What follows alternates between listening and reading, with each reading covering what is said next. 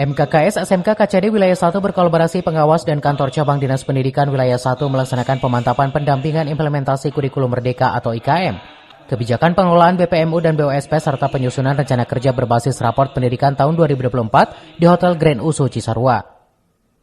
Sebagai peserta kepala sekolah dan kurikulum, bertempat di Grand Usu Cisarua selama 2 hari tanggal 24 hingga 25 Januari 2024. Para peserta ini dengan serius mendengarkan pengawas dalam memberikan materi terkait IKM yang diterapkan di sekolah. Kepala sekolah sebagai pengambil kebijakan dan kurikulum sebagai pelaksana di lapangan harus paham benar penerapan IKM di sekolah secara maksimal.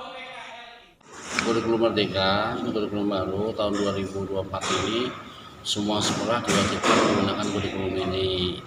Kebetulan di Kabupaten Bogor masih ada sekolah yang belum menggunakan kurikulum Merdeka, sehingga kita kolaborasi dengan pengawas, dengan KCD, mengadakan kegiatan kurikulum Merdeka ini dengan mengundang, memberikan materi kepada kepala sekolah dan kurikulum. Harapannya kepala sekolah dan kurikulum memahami betul tentang kurikulum Merdeka ini, sehingga pelaksanaan di lapangan itu bisa maksimal.